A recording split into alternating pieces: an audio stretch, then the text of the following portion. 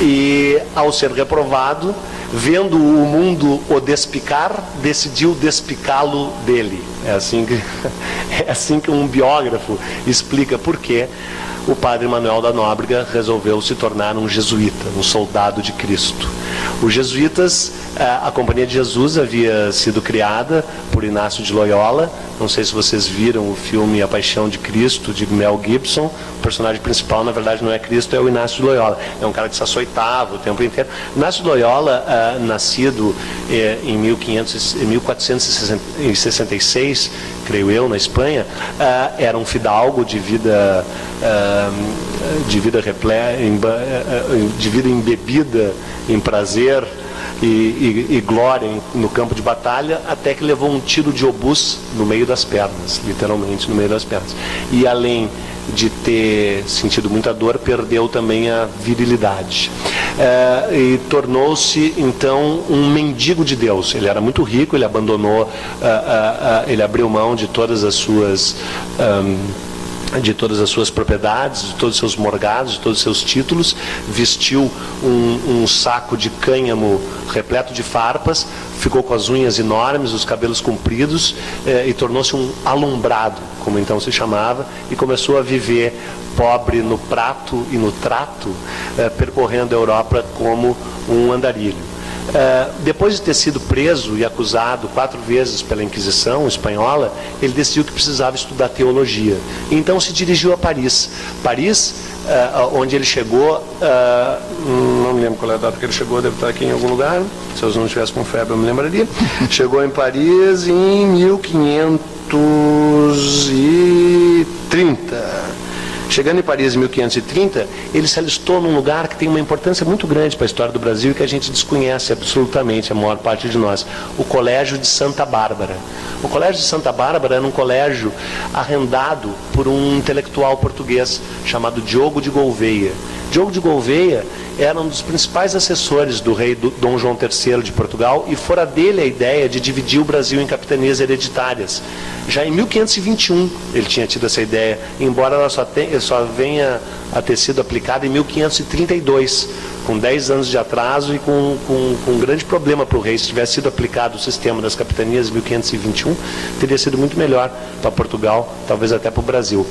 Dom Diego de Gouveia era um humanista, tanto é que tinha convivido intensamente com Erasmo de Roterdã e conheceu o próprio Lutero. Essa Paris do século XVI era o único lugar onde realmente se podia discutir teologia, discutir os caminhos do cristianismo, sem os horrores persecutórios que já estavam ocorrendo na Península Ibérica, e sem o fervor incendiário que já se alastrava pela Alemanha e pela Inglaterra e pelos Países Baixos.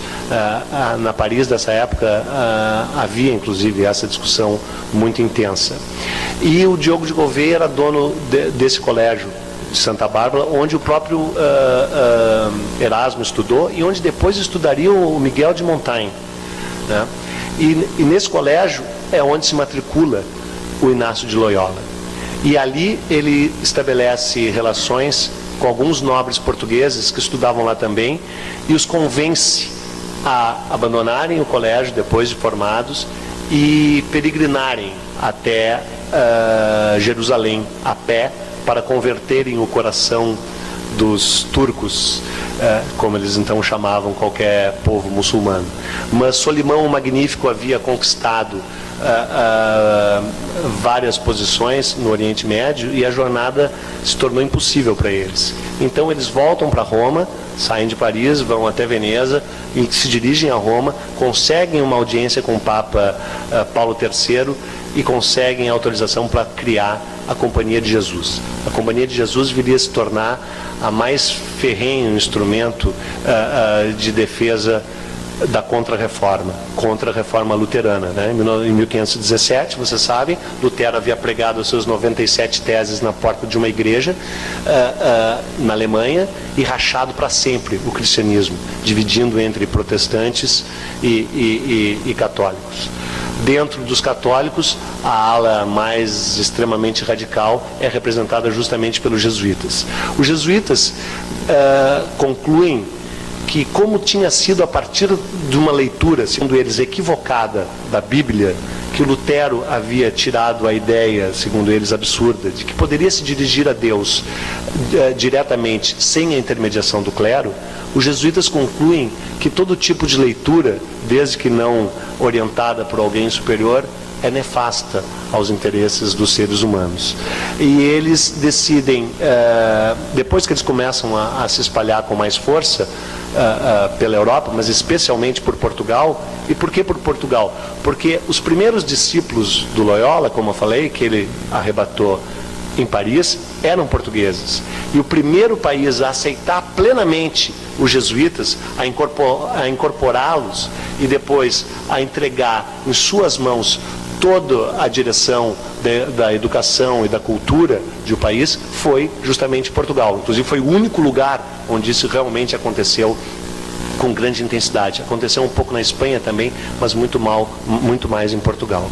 E havia o propósito, portanto, dos jesuítas de, primeiro, banir absolutamente o estudo das línguas como hebraico e grego. Havia a proposta única de que se estudasse apenas o latim, e um latim bastante, digamos, também convencional. Eles proibiram não apenas a leitura, eles fizeram o primeiro grande Index Prohibitorum de livros na Europa, foi feito pelos jesuítas, incluindo inclusive o maior intelectual português da época, o Damião de Góis, que tinha até então grande influência sobre o rei Dom João III, porque Portugal viveu de 1541 a 1546, Portugal viveu uma espécie de primavera renascentista. Houve, se diz até, o interesse do rei Dom João III de trazer o grande Erasmo de Roterdã para ser o reitor da Universidade de Coimbra, fundada em 1541. Mas, a partir de 1544, mais ou menos, os jesuítas começam a controlar toda a educação e todos os colégios de Portugal, abolem definitivamente o estudo, como eu já falei, do hebraico e do grego, retomam todos os conceitos da escolástica, se revelam inteiramente contrários ao humanismo, não apenas do Erasmo, mas também do Miguel de Montaigne, e dão uma guinada cultural radical que vai afastá-los cada vez mais da Europa culta, digamos assim, da Europa dos Países Baixos, da onde era oriundo o próprio Erasmo, da Europa francesa, de onde vinha o próprio Montaigne, e o autor de Pantagruel, como é que é o nome dele mesmo? Deu um branco agora? O Rabelais. O Rabelais, inclusive, havia durante 2 semanas estudado no Colégio Santa Bárbara, de onde saiu correndo também, conheceu o Diogo de Gouveia. Essa figura, o Diogo de Gouveia é quem lidera esse não sei o que. A temperatura dele está subindo. Você ainda tem 4 séculos para falar, Júlio. Não, só vou falar do primeiro. Mas você tem 10 minutos só. Não, só vou falar do primeiro século. Só vou falar do primeiro século porque tem uma frase que não é minha, portanto brilhante, do Wilson Martins, no qual ele estabelece uma ligação muito intensa entre o que aconteceu nesse período, com esse desembarque dos jesuítas, e o que viria a vir depois. Porque você vê, a primeira universidade brasileira é fundada quando? Em 1830, né? E segundo ele, por causa dessa disposição jesuítica, depois incorporada pela própria coroa, de que livro não dá em boa coisa, estudar não é uma grande ideia. Nessa mesma época, 1549, nós estamos falando, haviam 4.000 colégios na Holanda, nos Países Baixos. Haviam 11 colégios em Portugal, os 11 eram dos jesuítas. Não havia nenhum colégio no Brasil, evidentemente. O primeiro colégio no Brasil foi fundado pelo Manuel Nóbrega, assim que desembarca, era um colégio único e exclusivamente para catequese indígena. Foi fundado em 1549. Em 1551 foi fundado o segundo colégio no Brasil, também um colégio apenas para indígenas, em São Vicente, na Baixada Santista. Esse colégio não dá certo e é transferido e inaugurado no dia 25 de janeiro de 1554, em São Paulo. É o Colégio dos Campos de Piratininga, que viria a dar origem à cidade de São Paulo, que recém comemorou seus 450 anos.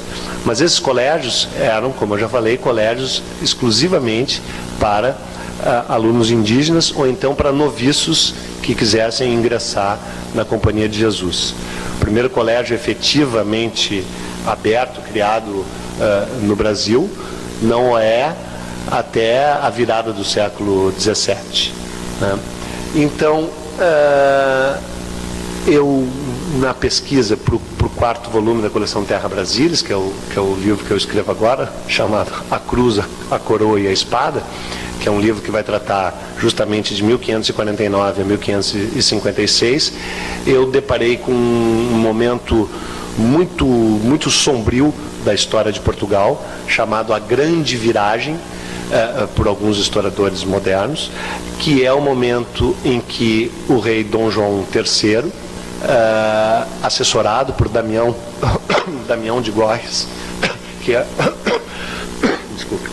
Damião de Góes, que foi uma das grandes influências em Camões e que era um dos principais assessores do rei.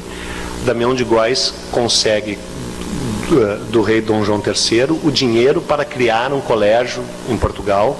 O Olavo deve conhecer a história desse colégio, o Colégio Real das Artes e Humanidades, e nesse colégio vem lecionar alguns dos maiores intelectuais da Europa na época, entre eles o André de Gouveia, que era sobrinho do Diogo de Gouveia e que foi o mestre particular do Michel de Montaigne. André de Gouveia. Junto com eles vem Pat e Neil Buchanan, que eram dois escoceses com tendências protestantes, evidentemente, e que haviam assessorado a rainha Mary Stuart antes de virem para Portugal. Vêm franceses, vêm alemães e se cria um corpo docente como nunca houve na história de Portugal. Eram 16 professores, o colégio chamava Colégio Real das Artes e Humanidades, e esse colégio dura de 1546 a 1548, quando foi fechado, exterminado, muitos dos seus professores presos pela Inquisição, acusados de serem heréticos e homossexuais, amigos de Lutero, vários deles de fato conheciam Lutero, e há uma guinada absoluta na cultura portuguesa. Um ano depois, os jesuítas que assumiram o próprio Colégio Real das Artes, que passa a ser um colégio jesuíta, em 1548, um ano depois, 49, desembarca no Brasil o Nóbrega, Anchieta, que vem um pouco depois, e 11 outros jesuítas, que se tornam os principais responsáveis pelo estudo e pela educação no Brasil. A frase do Wilson Martins, que está no final do seu História da Inteligência Brasileira, é uma frase forte, mas eu acho que bastante reveladora. Se eu encontrá-la, será mais fácil de lê-la.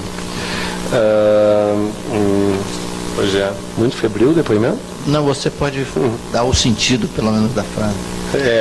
O sentido da frase... Depois a gente... Durante as perguntas, ela era a primeira.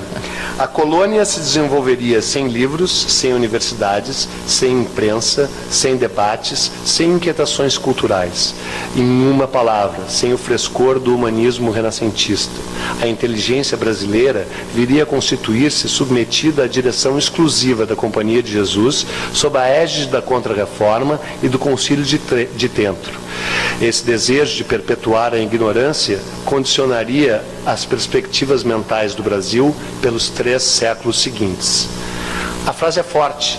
Na minha opinião, o desejo de perpetuar a ignorância no Brasil se prolongou por muito tempo, de certa forma se prolonga ainda, e embora a frase seja proselitista e na verdade, defendendo interesses próprios, a frase clássica do Monteiro Lobato, um país se faz com homens e com livros, eu acredito que se o primeiro artigo está em falta no mercado, quem sabe a gente não vai conseguir construir um país melhor com livros.